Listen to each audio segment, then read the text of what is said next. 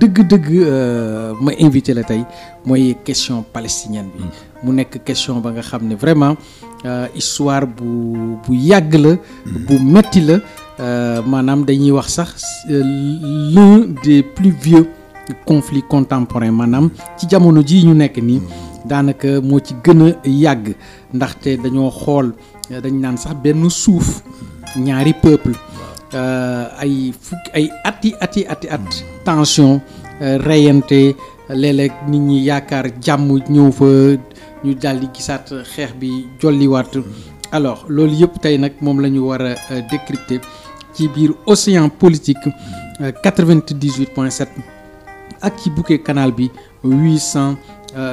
847 imam question palestinienne bi lan mooy histoire am histoire conflit entre Israël ak Gaza buñ la ko doon laaj. jërëjëf Abdou rabbi ashi sadri wa yassir li amri wahlul min lisani foo xawli amin yàlla ñu yàlla defal loolu xam nga histoire Palestine lu yàgg la ba boo bëggee comprendre aussi la nga xam ni xew na ci faw nga wàcc daal nga wàcc ba mënoo jël yëpp nag parce que ay dates yu am solo lu tolloog ñaar fukki date ak juróom wala juróom-ñaar dafa bari am na ci histoire la boo xam ni fa mu jógee sori na léegi nag ba Abdou am ñu jaawale yu bokkul bëgg yaakaar ni mbir yi diine la fekk ni du diine bu doon diine ba tey foog naa ni guerre mondiale mooy am ndax gis nañu barki démb rek Iran bi nga xamee ni moom am na lu mu dugg ca mbir ma fekk ni xëy na sax du woon seen coobare tax ñu dugg ci mais dañ doon bëgg a wane rek ñi ngi fi ba tax na du woon bu doon affaire u diine dina gën a metti bu doon affaire u diine dina gën a metti mais mbir mi c'est autre chose. te ñu bari diine lañ jàpp xeexu diine la dañ naan yëfër yi ñoom ñooy songu jullit ya nekk ca bande de Gaza wala Palestine. non du même bu ci amee itam xam naa ni lu pourcentage bu ndaw a ndaw la ci am mbir mi problème occupation de terrain la problème bi ku ne xam na ni 1917 je crois ku bëgg a remonter fa ngay commencer daal am na sax lu ko jiitu 100 ans plus tard ci ginnaaw am na ba ci 2017 bi yaakaar naa ni ci lañu doon célébrer 100 ans wu bi nga xamee ni ki nga xam ne mooy le secrétaire d'État britannique boobu nekkoon foofu mébétoon ci ay mébétam pour Israël am nag ay dëkkin yu am solo ci terre bi nga xam ni ñoom ñoo ko bokk ak les arabes palestiniens parce que bu fàttee aussi ci peuple palestinien boobu am na ay arabes am na ay juifs am na ay chrétiens c'est le même peuple ndax suuf sa du Israël benn peuple buy dox la rek c'est un peuple di dox moo tax nga leen di fekk un peu partout fi am état nag mooy foofu état bi 1948 la ñu mujj mébét boobu nga xam ni kilifa gu mag googu Arthur Balfour moom ba mu ko mébétee en 1917 je crois que David Ben Gurion en 1948 ci la proclamé l'indépendance de la Palestine l'indépendance de l'Israël mais Balfour moom dafa waxoon rek dañu taxawal ñu dëkkee fii maanaam bu yéen itam am ngeen dayoowu toll foo xam ne war ngeen am ay dëkk foo leen mën a dëkk fii loolu moo doon mbiram moom xëy na bu doon dund ba léegi sax du am moom ki nga xam ne moo njëkk a dekk déclaration boobu pour que israéliens yi am ñoom palestiniens yi la juifs yi am fu ñu ay dëkkin yu am solo foofu mais au début c'était pas de la guerre mais ginnaaw gi nag ki la ñooñu après 48 parce que de 1948 la mbir ma tàmbali parce que juifs yi dañu sonnoon trop en Europe juifs yi ñu fàttali ne ñoom génocide dëkkuñu foofu alors dañoo jógee Europe la ñu jógee doon wut ay suuf xool fu ñu mën a dëkk waaw te kon dëkkin boobu ngay wax noonu ñoom bu ñu ñëwee dañu bëggoon ku leen dalal rek ñu am fu ñu dëkk mën a am seen jàmm waaw loolu la woon au début jàmm rek la woon au début c'était la paix mais xam nga aussi ni leen yàlla binde ñoom xeet googu dafa am na leen yàlla bindee aussi bi ñu ñëwee xam nañu ni kitam mbir mi dëkkin baax na waaye nag chaque jour nu gën a mën a progresser ci parce que joxoon nañ leen une partie xam nga y avait le découpage tout à fait découpage yu Palestine lépp rek jàmm la woon. Israël arabe yi am lii je crois 78 45% ca gox ba. Juifs yi amoon 55%. su ma juumalee. Ensuite il y a eu benn parti boo xam ne nag Nations Unies astafurlah ONU. moo ko mujjoon mooy Jérusalem. wax ni kii dañ ma ko bàyyil. ngir xëy na ñu mën koo def après patrimoine. comme li xew foofu rek nga xam ni ñëpp a fay dem. ndax itam c'est normal. ndax dëkk la boo xam ni foofu noonu. kenn moomu ko foofu ak màkkaayam. kenn moomu leen moo ñoo baytul muqaddas boo gisee ñooñu nga xam waa ONU wax loolu itam dañoo bàyyi benn parti bu am solo. foofu la diine am. ci affaire Israël ak arabe yi foofu la am ndax ni ñu bàyyee Jérusalem bàyyi ko pour les religions. révélées. waaw pour les religions révélées. révélées yëpp. voilà nekk à droite ñi nekk à gauche. ñii nekk au centre. ba tey gis nga mosquée ba tey kenn laalu ko. chrétiens yi ña nga fa te xanaa xamuloo ni aussi les juifs sont plus proches des musulmans. que les chrétiens. comment. oui loolu nu mu demee noonu. waaw kooku boo xoolee ki seeni la Torah. waaw bu évangile. boo ko jàngee. ñoom seeni croyance. jëm ci wàllu ndax le prophète dafa cohabité ak ñoom pacifiquement à minute mën a war a pendant des années. y a eu jamais de problème entre ñoom parce que am na ay questions yu bari yoo xam ne sax. dafa ñëw ci islam ci téere alxuraan. ces questions yàlla indi jox yonent bi ay tontu. C'était dû aux questions que les Juifs posaient aux chrétiens, posaient à Mohammed, au prophète sallam. ba ci wàllu lu ne ba ci wàllu jigéen buy gis baax. naka la ñuy yasalunaka anil mahidi. yaaza waxtajidu nisaaha fil mahid loolu yëpp Juif yi ñoo demoon boot seen loxo. dem ba ci yonent bi ne ko ay waay yaa Rasulallah ni ko jigéen bu gisee baax naka lay demee. ñoom discussion bu ñu mës a am rek boo demee ci Bible bi ci seen téere bi. ak aussi dans le Coran. ñoo et puis ñoo ëpp tolérance aussi parce que ñoom waxuñu ne que ni ils ne parlent pas de trinité. ñoom waxuñu ay yaay papa doom ils n'ont jamais considéré Dieu comme le père comme père de qui que ce soit. Ni aussi que réfuter comment dirais-je la naissance ou bien l'existence du dernier des prophètes le CEO des prophètes sallam ñoom d'accord dañ ko loolu. mais c'est autre chose affaire orgueil la ak rëy ndax booy xool aussi. boo gisee ñoom ñu ne ñun ñoo gën ñu yàlla bind ndax yàlla moo wax ci alxuraan ni. yéen le peuple palestinien yéen maa leen jox ay faveurs yu ma joxul. le peuple d'Israël. le peuple d'Israël waaw le peuple d'Israël. maa leen jox ay faveurs yu ma joxul benn peuple. parce que faveur boobu itam ñoom ni ñu ko exploité ci benn anam. yan faveur la d'ailleurs. waaw mooy cette terre qui est bénite. Palestine. benn ñaar les trois quarts. des prophètes de l'islam. ci seen xeet la génne. les prophètes du Christ. les prophètes judée. Moïse. ñoom ñëpp foofu la ñu balloo. foofu itam am ba nos jours tey jii. yàlla def ci ñoom ay xeeti xam-xam yoo xam ni yu xaw a yéeme la. ci lépp nag ci lépp.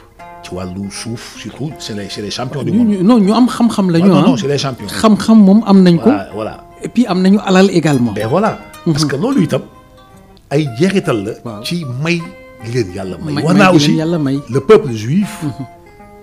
boobu d'antan waxuma le peuple juif Netanyahou di. parce que ñii ñeneen lañu.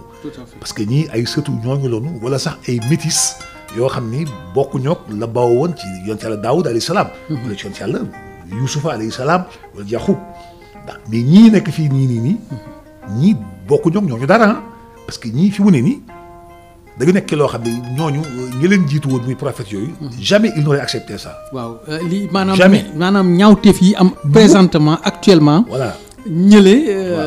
vraiment du woon seen jubluwaay. voilà du woon seen jubluwaay. ndax c'était juste pour que ni. ñoo bokk suuf si. tout à fait ay arab fi nekk. ay dëkkandoo lañu. juif ay dëkkandoo. comme ni Yonent bi salaam dëkkandoo woon. ak juif ak chrétien gis nga sax bi mu génnee àdduna. ba ñuy indi ay bagages am yi nga xam ni abale woon na ko wala yu mel noonu. am na ci benn juif boo xam ni Yonent bi fa xëy benn bés amul woon koppar amul woon dépense. mu jël benn mantoom. dem tayle ko ngir am lu mu defee dépense. Tout à bi fait. mu génnee àdduna nag. ba ñu toog di def dëy bi.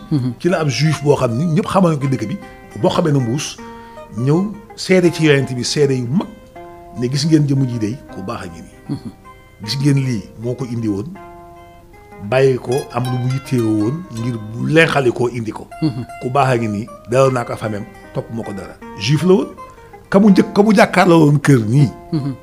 ca Madinatul Munawwara. waaw son voisin était un juif dégg nga ñu ne Moussa Ndeye xaw tabaskeem day jël benn parti jox ko. non ñun amuñu problème boobu. ñii nekk nii nag. d'ailleurs ma sur la même lancée. parce que yonent bi sallallahu alayhi wa sallam. bi ko waa Màkka sonnalee d'ailleurs. voilà am na ci ña nga xam ne sax daf leen waxoon nañu dem Éthiopie. Voilà. te foofu fekk fa benn am na ñu gëm yàlla ñu fa Voilà, nekk. donc, voilà. defe naa ñooñu ay chrétiens la ñu Voilà, woon. c'était- ça veut dire c'était- cohabitation entre.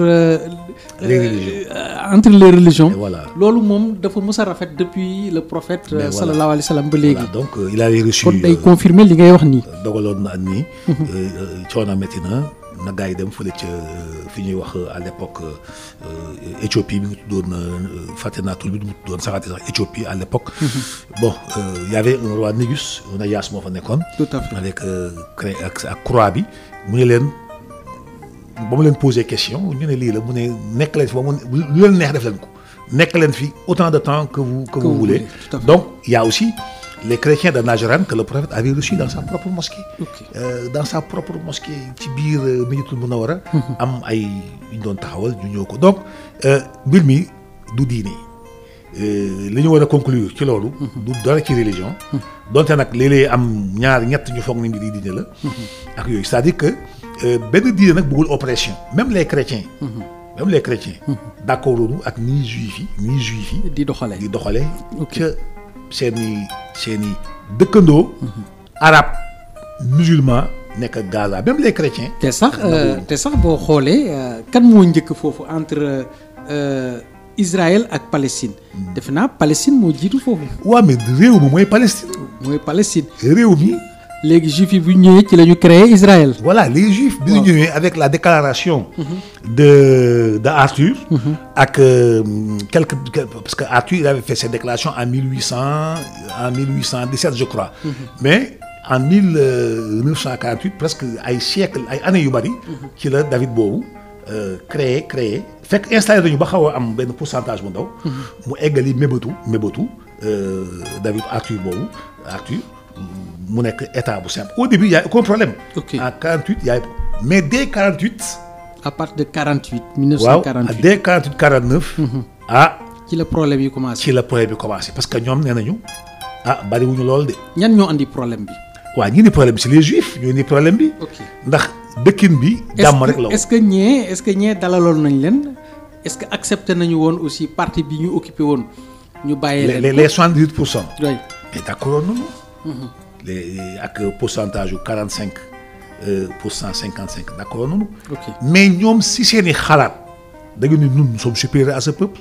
ok affaire bi affaire yu rëy la. waaw commencé affaire xeeb commencé xeeb ba pare aussi li leen yàlla joxoon ci wërsëg. dafa am solo aussi li yàlla joxoon ci xam-xam ak wërsëg. ñu def comme nii ñuy def léegi nii au Sénégal un peu partout mooy di fàq di dëkk. di jënd parce que ils l'ont acheté. waaw di jënd parce que les territoires occupés les territoires aussi il faut pas oublier monsieur Abdou Diouf que ni ñoom c'est au prix de d'immenses travaux liggéey ñàkk. waaw jënd tool. tout à fait avancé puusaat. daal di ciy gëstu sax commencé cee mbay. joxe xaalis. d'ailleurs parce que ñi ngi naan sax israéliens yi bi ñu ñëwee alors dañoo xool suuf si nga xam ne Voilà. moo gën a naat. Waaw. les terres arabes. waaw ñu dëkk fa bàyyi palestiniens yi ci gox yi waaw gën a waw yi ci got yi. est-ce que loolu est-ce que réellement ça s'est passé comme ça. ça s'est passé comme ça parce que terre yooyu. yu baax yi nga xam ne c'est les terres arabes. mais terres yooyu c'est les Palestiniens qui les occupaient. doole. xaalis ak xam-xam. ak xaalis ak xam-xam. doxuñu jàmm. waaw ñoom malgré leur minorité. am nañu alal. am nañu xam-xam am nañu doole. ñu commencé jënd comme lay xew fii ci réew mi. loolu sax dafa xew loolu laa doon bëgg a wax loolu sax dafa xew fii suñu réew mi. foo dem benn côté rek jënd nengeleer. agro wala nga Saasum bi nga xam ne moo ngi nekk côté Ndiaganiao fi président Bassirou Diomaye. Voilà. temps yëpp coow li mi ngi. Voilà. mi ngi labaajoo foofu. Voilà. alors donc c'est ba pare nag ay c'est des agro-industriels te bu ñu ñëwee. Voilà. dañuy moderniser agriculture. non ba fa nekk surtout à l'heure actuelle. jóge ci agriculture traditionnelle bi. loolu Voilà. bu ko defee day naat.